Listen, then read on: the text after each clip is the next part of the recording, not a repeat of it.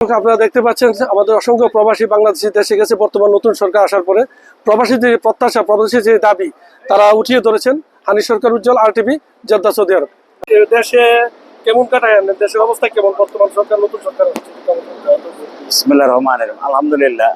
আসলে আমরা তো ছুটিতে গেছি, বা আমি ছুটিতে গেছি, রেগুলার যাই, প্রতি বছর যাই, নিয়ম মাফিক যাই। যাওয়ার পর পারিবারিক কাজকর্ম থাকে। অ্যাট দ্য সেম টাইম যেহেতু নতুন সরকার আসছে, আপনাদের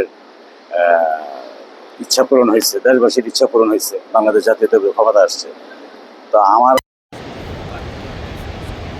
গেছি অনেক জায়গায়, দেশ ভালো আছে, মানুষ শান্তিতে আছে, দেশ ভালো চলতেছে, দেশ ভালো চলবে এই প্রত্যাশা সকল মানুষ করে। পজিটিভ, সবকিছু পজিটিভ।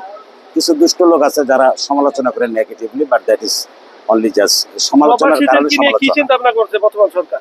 এগুলো তো আপনারা জানেন, মিডিয়ার সাথে সবাই ইনভলভ, তাই না? প্রবাসী কার্ড দেবে বা প্রবাসীদের জন্য চিন্তা তো আছেই। আমাদের বর্তমান সরকারের প্রধানমন্ত্রী যিনি, মাননীয় প্রধানমন্ত্রী, উনি মালয়েশিয়া গেল, চায়না গেল, ইভেন বিরোধী দল সরকার সব দল মিলে প্রথমবারের মতো কোনো একটা বিষয়ে সবাই একসাথে সাপোর্ট দিচ্ছে। তো সবকিছু মিলে হবে, ইউ হ্যাভ টু ওয়েট, তাই না? কারণ দীর্ঘ 17 বছরের একটা ধ্বংসস্তূপের মধ্যে যায় একটা দুঃসময়ে আমাদের মাননীয় প্রধানমন্ত্রী দেশের ক্ষমতা নিছে। এরকম 1970 পরে এরকম দুঃসময় তার দেশের যায়নি। অতএব এটা রিকভার করার জন্য we have to give them time. আমরা যারা বিএনপি করি, আমরা সবাই দোয়া করি। প্রবাসে আমাদের তার কোনো কাজ করার নাই।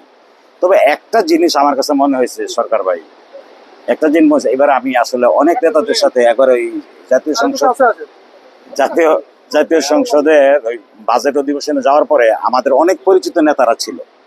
একটা জিনিস আমার মনে হয়েছে যে অনেক বেশি চেনা অনেক এমপি দেখলাম আমাদেরকে চিনে না।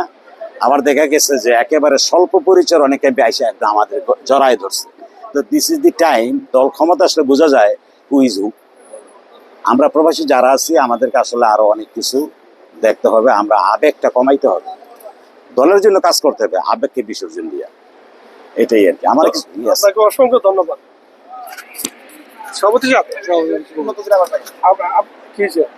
আপনি তো দেশে দীর্ঘদিন থেকে আসলেন, কেমন লাগলো বর্তমান সরকার এবং প্রবাসীদের কেউ তো মূল্যায়ন করছে আপনাদেরকে, কি মনে করছেন?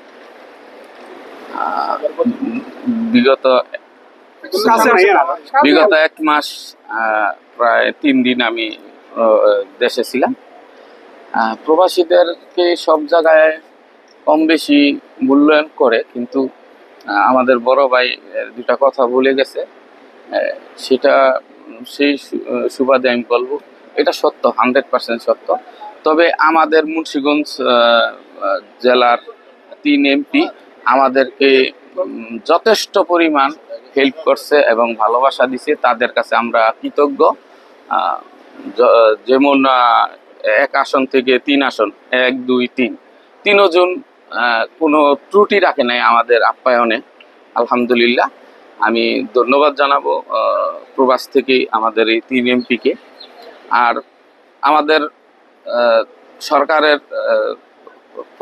প্রধানমন্ত্রী তারেক রহমান প্রবাসীদের জন্য যেই পরিকল্পনা করছে, আগামী হয়তো এত জলদি করতে পারবে না, হয়তো 1 বছরের মধ্যে এটা আমরা সুফল পাবো ইনশাল্লাহ।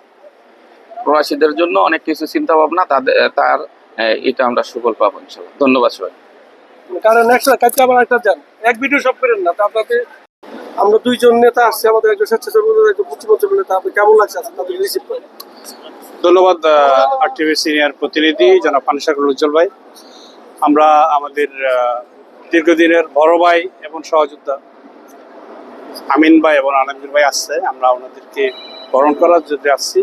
ওনারা যেভাবে যে প্রবাসের কথাগুলো বললো, যে বাংলাদেশ সরকারের কথাগুলো বলছে, তাদের কথার উপর বরাত দিয়ে আমি একটা কথাই বলতে চাই, সেটা হচ্ছে আমাদেরকে এই সরকারকে সময় দিতে হবে। এবং আমরা যে লিডার পেয়েছি, যে ক্যারিসমেটিক লিডার পেয়েছি, উনি আমাদের প্রবাসীদের জন্য ভবিষ্যতে অনেক উন্নয়নমূলক কাজকর্ম অবশ্যই করবে, সে আশা ব্যক্ত করছি। ধন্যবাদ। রহমানুর রাহিম। আসসালামু আলাইকুম রহমতুল্লাহ বারাকাতু।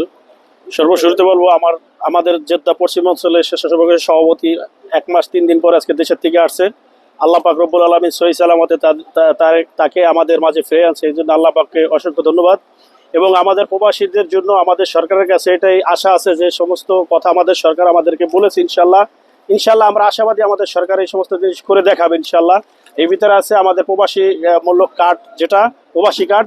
আর একটা হলো আমাদের প্রবাসীদের জন্য, যারা আমরা দীর্ঘদিন দেশে থেকে প্রবাসে আছি, তাদের জন্য শুনছি যে আমাদের ফ্ল্যাটের ব্যবস্থা করবে। তো ইনশাল্লাহ আমরা আশাবাদী, আমাদের সরকারকে এই সমস্ত ভালো কাজের জন্য আমরা আশ্বাস দিই এবং আমাদের জন্য এগুলো করুক, এই বলে শেষ করতেছি। আসসালামু আলাইকুম। এবারে আয় নাই প্রথমে আরটিভি কে, হানিফ সরকার, উজ্জ্বল মামাকে। আজকে আসলে আমাদের স্বেচ্ছাসেবক দলের সম্মানিত সভাপতি আলমগীর মামা এসে উপস্থিত হয়েছেন।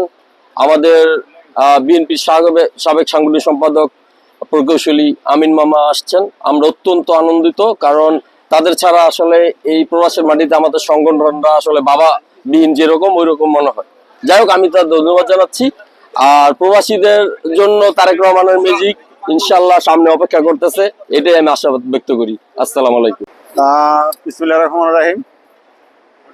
প্রিয় সভাপতি দেশে ভ্রমণ করে আসছে, তারপরে শ্রদ্ধা বড় ভাই ইঞ্জিনিয়ার নুরুল আমিন ভাই দেশ থেকে ভ্রমণ করে আসছে, এবং আমাদের কি বলে প্রবাসীদের জন্য অনেক দেশে পরিকল্পনা চলতেছে, এগুলো জেনে আসছে এবং আমাদেরকে জানালো দেশ ভালো আছে, প্রিয় মাতৃভূমি ভালো থাক, এটাই প্রত্যাশা করি। আল্লাহ হাফেজ।